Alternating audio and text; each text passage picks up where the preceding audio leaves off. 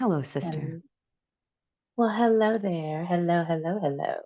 Hmm. Ah, To all of to all of you out there, today's episode might feel like a nice, yummy sigh, or maybe you just really do actually need the sigh because we're gonna go into this thing that happens because we're human after the holidays.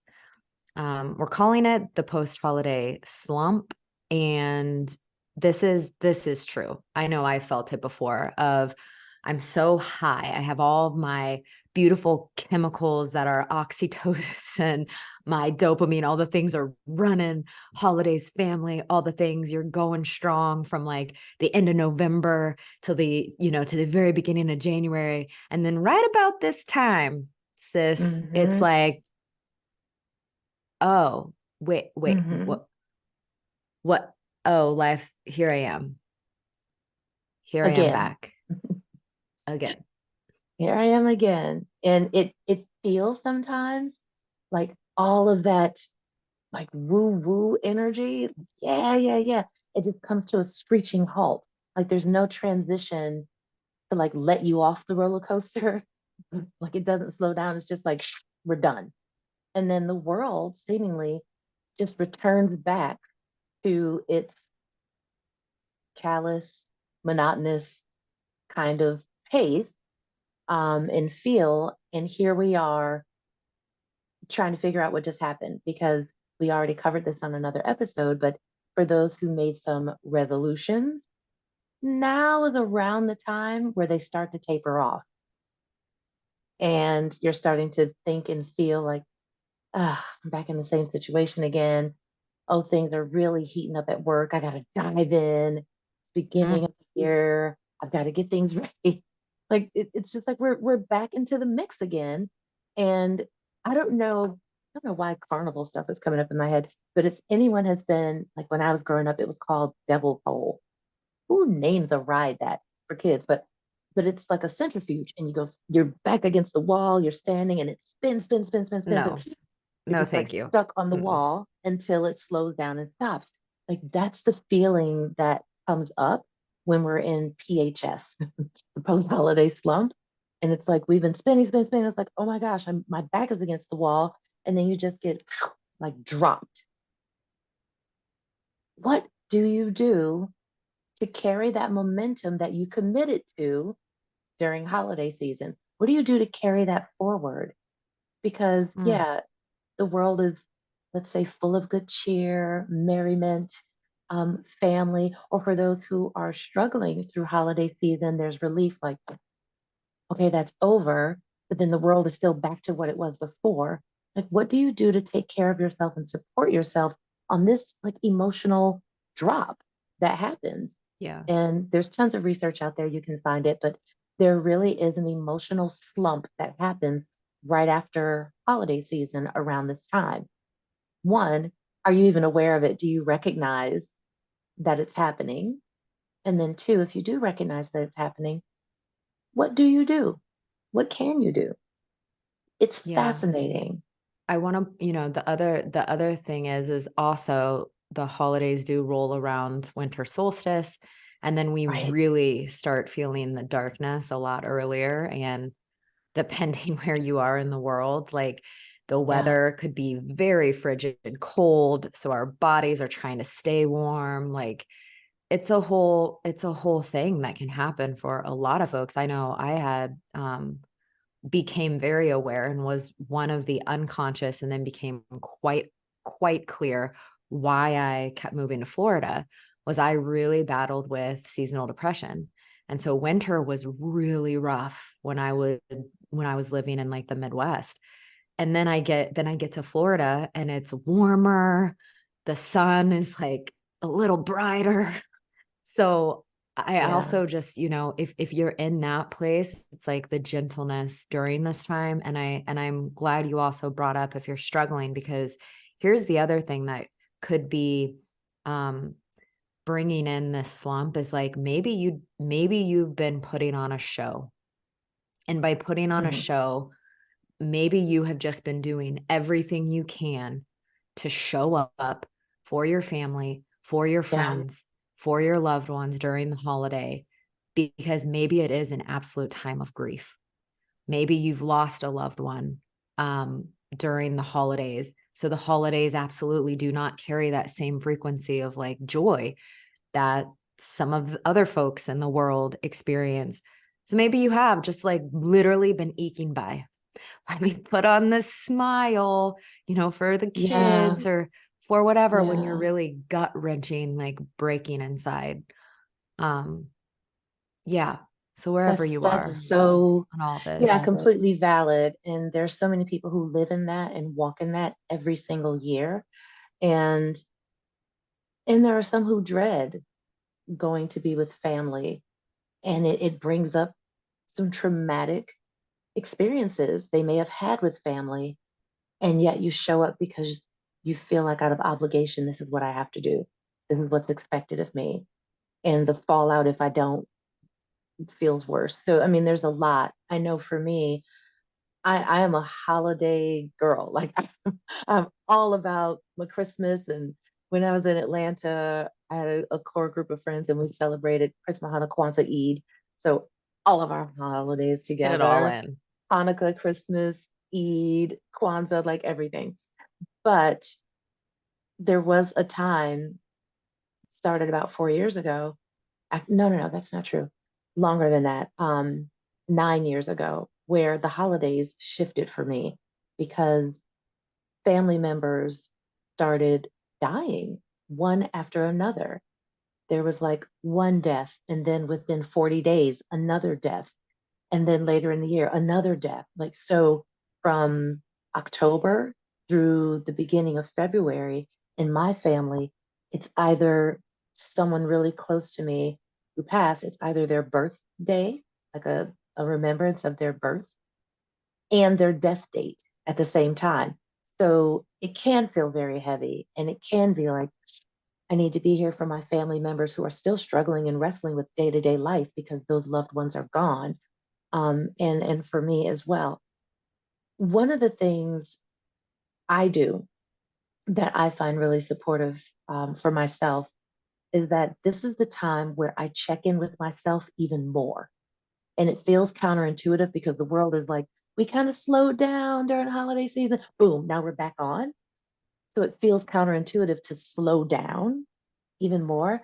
But I know for me, that's what it took as I was adjusting to remembering the birthdays, remembering the death days and the funeral dates and all of that. It's like, let me slow Mm. down even more. Even though the world is going full steam ahead, I need to pull back to make sure that I'm centered, I'm grounded, that I have everything I need to take care of myself emotionally.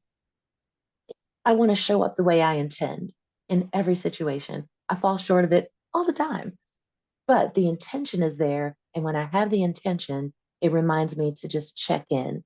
So if I'm checking on myself, I don't know, let's say once a day or a few times a day during this time, especially after holidays, I'm checking in like double that, even more, journaling more, carrying, like I keep these little tiny little notebooks, little journals with me so that throughout the day, as things come up, I can just these I'm just putting my thoughts and feelings in here as they happen, recognizing that it's a raw time for me emotionally.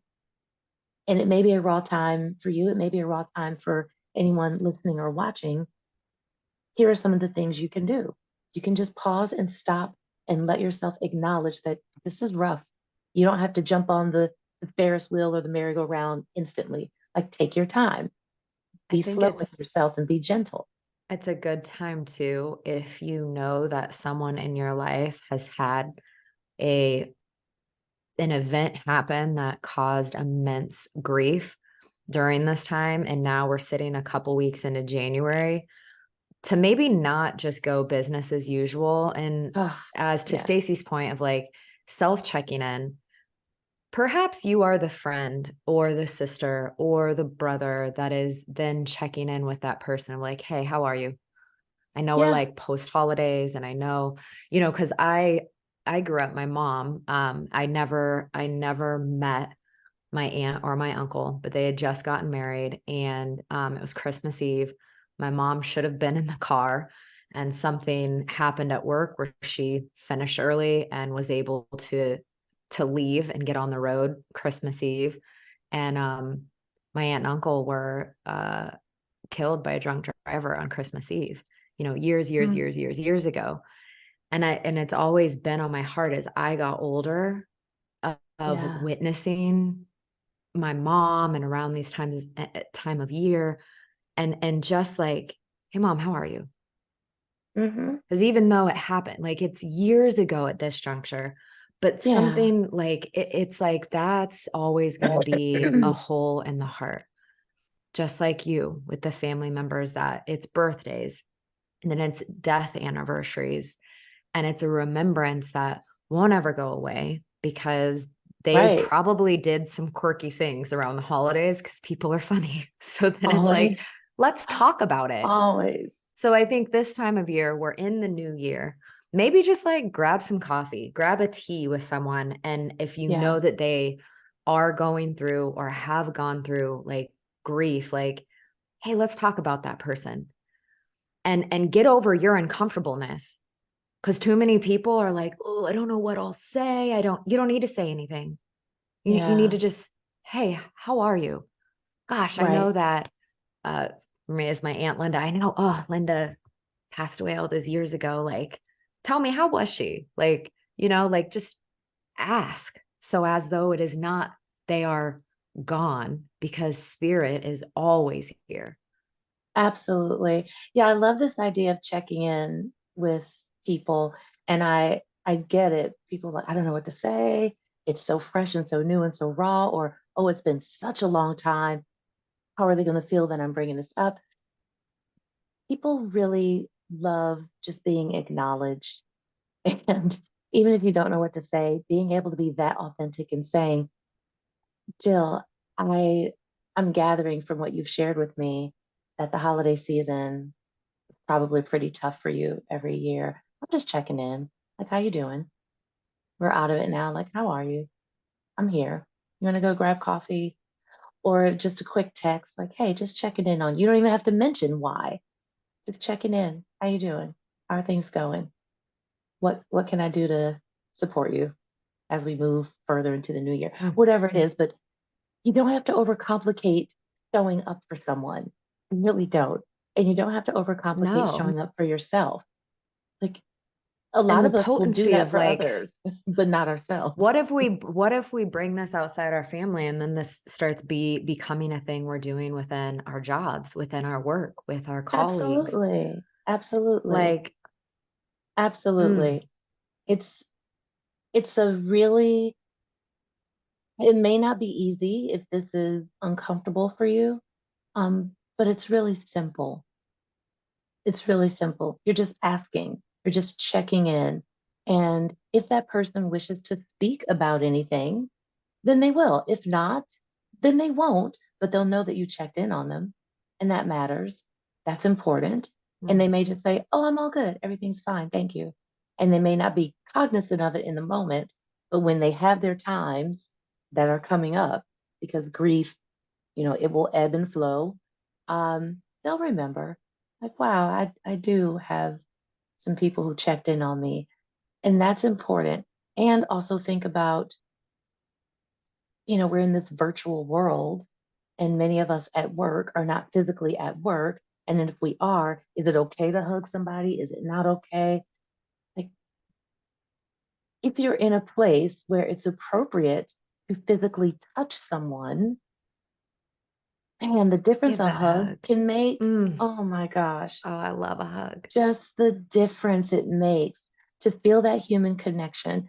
And yes, former HR person, I'm not saying walk up to everybody at the job and just go hug them. I'm not saying that. I'm saying if you are in a relationship and it Let's is say, can appropriate, I give you a hug? Is this okay right like, now? are We you do okay we do if get I to hug ask for you? permission. Permission, and be okay if they say, yeah, I'm really not into that. That's cool too. But even if it's family members or friends or someone in your community, yeah. I mean, I remember being in a Target checkout line, and the checkout person just came around because I was in a grief moment some years ago. And the tears just started coming, right? Have you found everything? It's like, yeah. And then one of the things I found wasn't even on my list, but it was something that I knew my aunt, like she would have loved. And another time with my uncle, we used to exchange these ceramic cats back and forth with each other and like different things. And I saw one and I got it. And yeah, the cry was coming. And she just said, "Oh my gosh." She's like, "I don't know if it's okay or not, but can I hug you?" I was like, "Yes." Yeah. And it wasn't like a big breakdown, a big thing. She just came around and she just hugged me. I allowed her. I don't know this woman. She didn't know me. I'm not a regular in her checkout line. But wow, the difference that made to be held in that moment from Mm, a compassionate stranger. That's what we're saying. That's what we're saying. Like allow that for yourself to receive it. And if you're open to it, allow yourself to give it. Be extra mm, kind. Say a kind word. Check in with people. Check in with yourself. yeah. And Yeah. I'm like, the slump doesn't have to last forever either. So here we are No, in this no. place, and what's coming in is like, what are some small things that you could just give yourself during this time? We're clear it's winter, the days are short, the holidays are done. You now have all your 2024 agenda items, Q1 goals. Okay, Uh, okay. What if it's like, so I'm looking right now. I have this delicious candle that I found, which all the women from my retreat were like, what is this? What is this? I'm like, I know it's like the most orgasmic scent ever. It is so yummy to my body.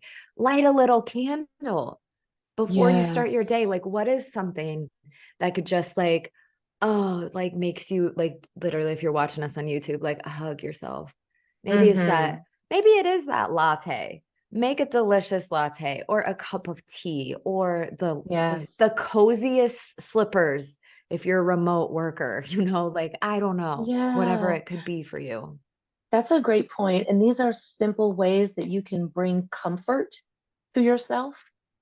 And it's bringing yourself back into your body in a very consciously sensual way, not sexual, sensual. So, of the senses. Like make sure that what you're looking at, maybe there's a picture on your wall that you put up and it just really pleases you to see it, to see the colors, the dimensions, the fabric you allow yourself to have on your body. Does it feel so yummy? Does it feel so good? Let it feel good on your skin. To Jill's point, the aromas you have around you, whether it's an oil that you just find so delicious to smell or to even feel on your body. Music. I love, love, love my music. Everybody who knows me well knows I'm down for the 5 minute dance party. And I do it between each one of my calls, especially if I'm back to back all day. Well, no, I've chosen to not live that way anymore. It's a privilege that I have, and I recognize that. But when I am back to back, yeah, I have to build in that buffer time because I'm going to put on some music from any particular playlist I love. And I have a 5 minute dance party playlist.